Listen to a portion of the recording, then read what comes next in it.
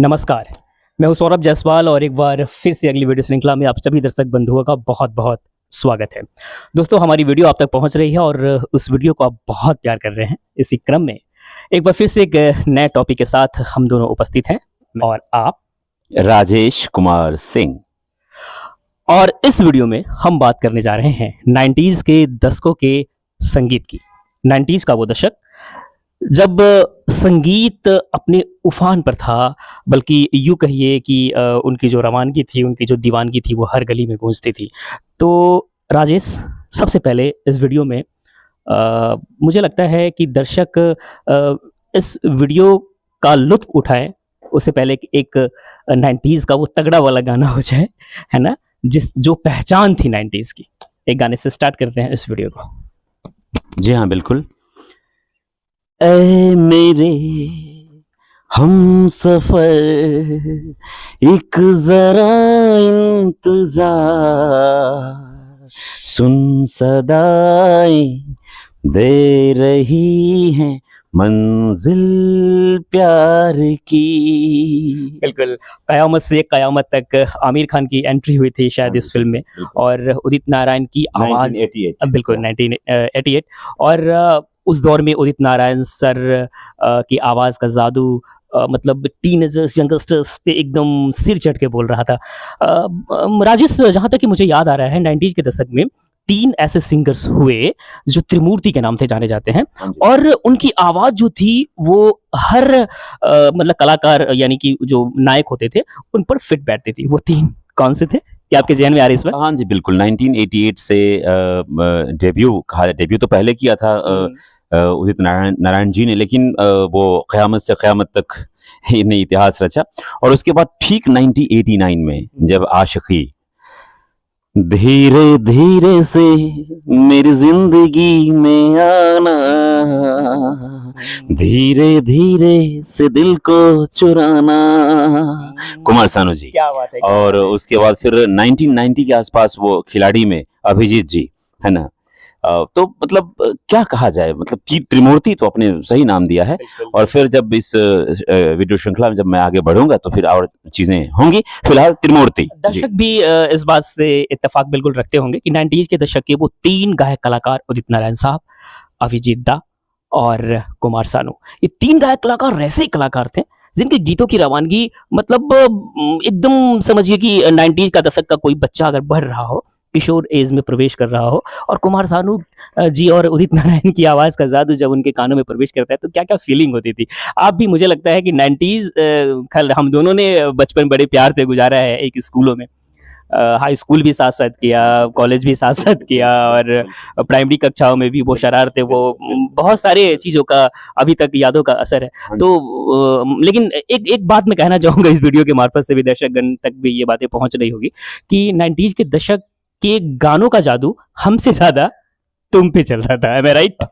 Yes, you are right. Because क्या है कि मुझे पता नहीं क्यों, अगर सच दिल से बोल लूँ दर्शकों के सामने, तो कुमार सानू जी काफ़ी ज़्यादा, हालाँकि मैं रफ़ी साहब जी के दौर के म्यूज़िक को भी याद करता हूँ और वहाँ से फिर वो मैं म्यूज़िक से प्यार करना मैंने सीखा था। लेकिन कुमार सानू जी की जो गायकी, पता नहीं क्यों पूरे यहाँ पे वो हाँ जी, बिल्कुल। और इतिहास भी रचा था। 24 घंटे में सबसे अधिक गाने की रिकॉर्डिंग उनकी हुई थी। सबसे ज़्यादा और सबसे कम समय में फ़िल्म फेयर अवार्ड जो बेस्ट प्लेबैक सिंगर का उन्होंने जीता था। और कहाँ से शुरुआत की थी? तबला वादक थे वो, कोलकाता के उस होटल में, वो क्या बोलते हैं उसको, वो होटल में जो वो म्यूज़िक रखा जाता है उसमें। हाँ जी, हाँ जी। तो वहाँ से फिर तबला वादक थे। लेकिन कहते हैं ना कि नदीम श्रवण जी, समीर साहब और दिवंगत हमारे गुलशन कुमार जी, पता नहीं इन लोगों के मन में क्या आया था और एक टीम सी बन गई थी। अनुराधा पौडवाल जी को कौन भला भूल पाएंगे। तो ये टीम दर्शकों पर, मैं समझता हूँ, दशकों तक राज किया। बिल्कुल। और एक बात मुझे और याद आ रहा है, उस समय आज की तरह जो नए-नए साधन अभी उमड़ पड़े हैं, आप मोबाइल में गाने सुन लीजिए, बड़े-बड़े कान फाड़ू डीजे म्यूज़िक, ये वो बहुत तरह के साधन आ गए। बट उस समय में वो रील वाले कैसेट्स हुआ करते थे। अचानक से मतलब छन जैसा दीवाना फ़िल्म। हाँ।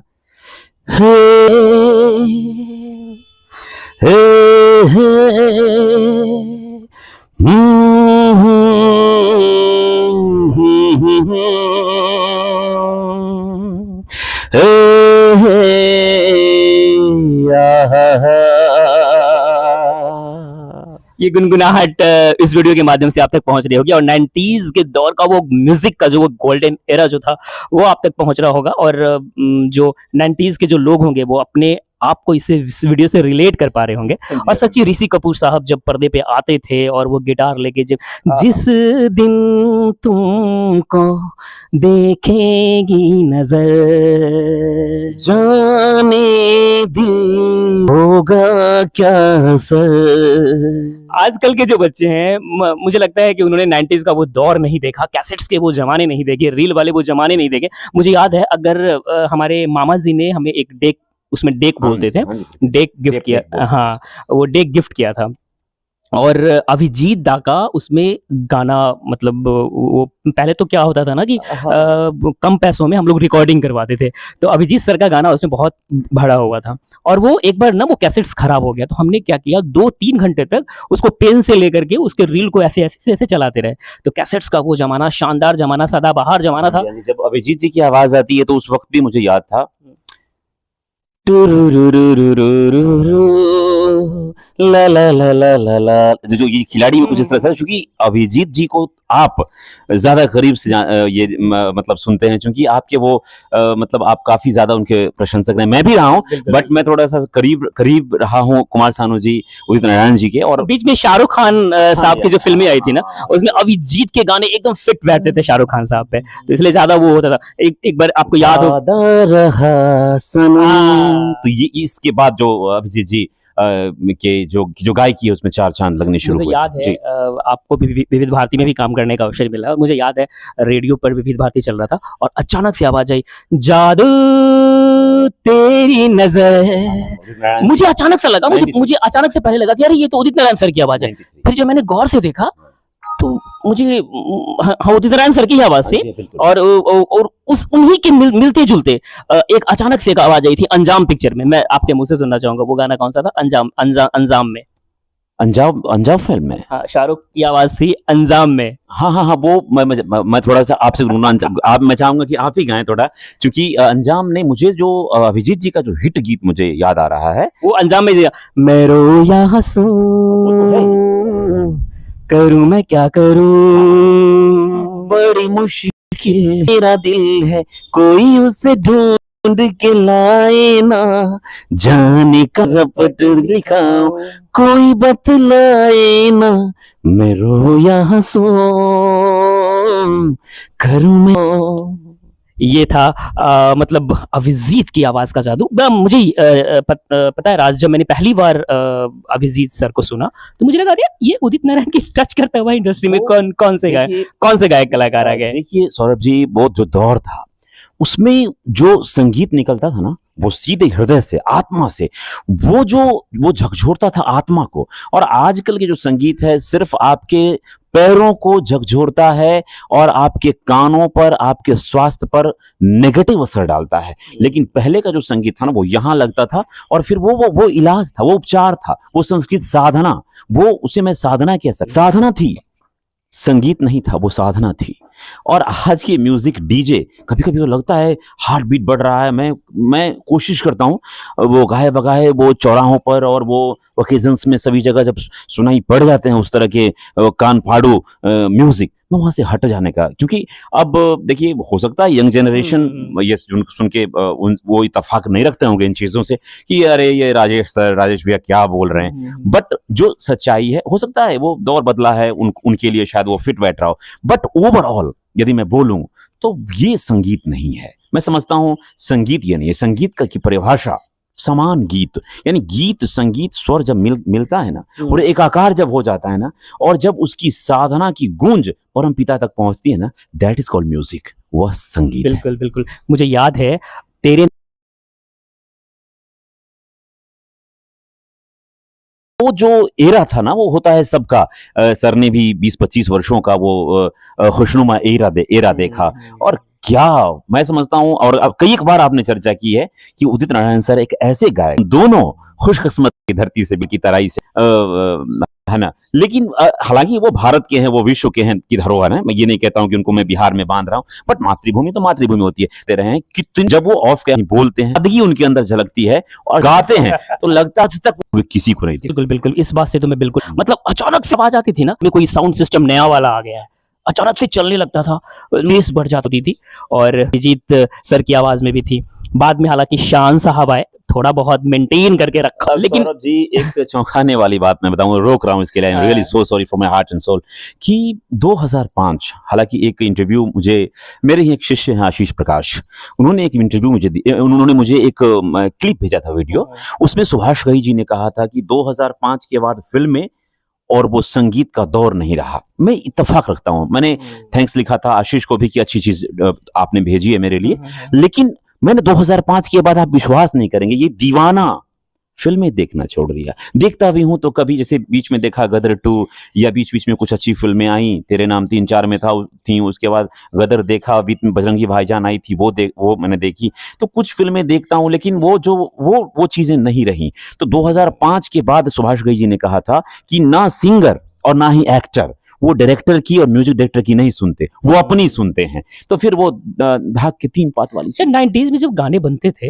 नदीम श्रवण की वो जोड़ी, और मतलब अलका याग्निक जी आती थी, कविता कृष्णमूर्ति जी आती थी, मतलब सारे गाने कहाँ से शुरू करे कहाँ से अंत करे, लफ्ज ही नहीं मिल रहे हैं। मतलब ऐसा क्या हुआ करता था उस दौर में कि गाने इतने प्यारे बन जाते थे जो आज तक जहन में, मतलब इस जीवन में तो भूल नहीं सकता। मैं बताऊं मैं बताऊं, मैं 4 बार ये बोल चुका हूं, क्योंकि मैं फिर बातें, आखिर ऐसा क्या हुआ करता था? और सिर्फ एक चीज थी कि अपने से बड़ों की बातें मानना। यदि म्यूजिक डायरेक्टर कह रहा है कि you have to do like this, तो वो करते थे। और आजकल के जो बच्चे हैं ना, उन्हें लगता है कि मैं रातों रात स्टार हो गया, और वो बस अपनी मानते हैं। मैं सिर्फ बताऊं, इतने अच्छे अच्छे कलाकार जो सदियों तक अमर रहे, क्यों? वो अपने डायरेक्टर से मार खाते थे, बातें सुनते थे, लेकिन अपना नहीं चलाते थे। वो अपने गुरु, तो सिर्फ वो गुरु शिष्य की परंपरा एकमात्र ऐसी धरोहर थी जिसका प्रतिफल है कि युगों युगों तक वो गाने, वो अभिनय अमर रहेंगे। बिल्कुल दर्शकों, 90s के गानों की हम बात कर रहे हैं, 90s के संगीत का जो गोल्डन एरा था उसकी बात कर रहे हैं। आपके जहन में भी बहुत सारे गाने इस वक्त आ रहे होंगे वीडियो को देखते हुए। अगर आपके जहन में भी कुछ गाने आ रहे हो तो कमेंट बॉक्स में गाने का बोल लिख दीजिएगा, आपका प्यार होगा वो मतलब आपकी तरफ से हम दोनों के लिए। एक चीज और मुझे याद आ रहा है, 90s के दशक में मैंने एक फिल्म देखी थी। अब 90s का दशक था, वो फिर आगे हो गया तो आप बताएंगे। शाहरुख खान की वो मूवी थी और वी ज़ारा पिक्चर का नाम था। उसमें उदित नारायण की आवाज, क्या खनकती हुई आवाज थी, मतलब आपको याद ही होगा, धरती सुनहरी अंबर नीला। 21वीं सदी की शुरुआत थी, और मुझे पता है 2005-6 के आसपास की बातें रही होंगी, या थोड़ा भूल रहा हूँ। और वो उसमें गाना, जानम देख लो मिट गई दूरियां। आपको पता है कि मदन मोहन साहब का म्यूजिक था इसमें। बिल्कुल, और मदन मोहन साहब का यह आखिरी दिवंगत मदन मोहन साहब का म्यूजिक था वो। तो वो देखिए, चीजें यहां तक आपके इसीलिए लगी, यहां तक छाप इसीलिए छोड़ी। मदन मोहन साहब, मैं क्या बताऊं उनके बारे में। लता दीदी कहती थी कि वो मदन मोहन साहब फिर दोबारा कोई पैदा नहीं हो सकते, उस तरह की म्यूजिक डायरेक्टर। मतलब क्या कहें। हालांकि अगर चूंकि वीडियो थोड़ा सा समय का तकाजा है, मैं और आपके सामने और दर्शकों के सामने कहना चाहूंगा कि यह शख्स जो है, शुरुआत में ये रफ़ी साहब जी से म्यूजिक को समझना शुरू किया। तो 2 पंक्तियां गुनगुनाऊंगा, और उसके बाद चूंकि आप भी घड़ी इशारा कर रही है, और चूंकि आपको भी अभी फिर और इंटरव्यू के लिए निकलना होगा, तो मैं दर्शकों से बस रफ़ी साहब जी का वह गीत गुनगुनाते हुए और इस वीडियो को यहीं पे विराम दूंगा। वाणी को रफ़ी साहब को कहेंगे।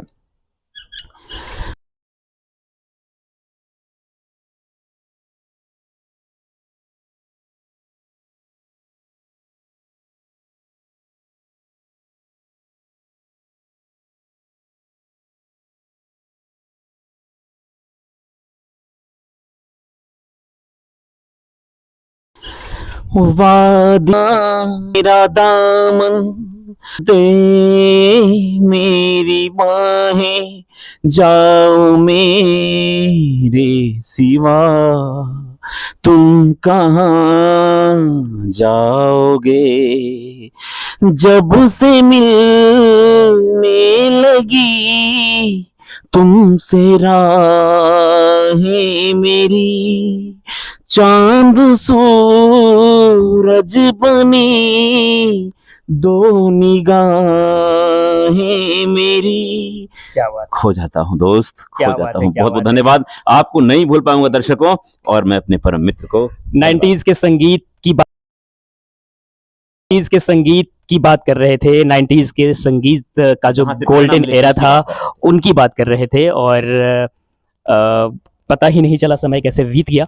दर्शकों, आपके मन में अगर कोई टॉपिक सूझ रहा हो, कोई विषय सूझ रहा हो, और हम दोनों की जोड़ी अगर आपको पसंद आ रही हो, तो कमेंट बॉक्स में प्लीज कमेंट करके बताइएगा कि हम दोनों मिलकर के अगले टॉपिक में किस मुद्दे पर बात करें। फिलहाल सौरभ राज, इस वीडियो को देते हैं यहीं पे विराम। शब्बा खैर, नमस्ते, जय हिंद। Bye bye.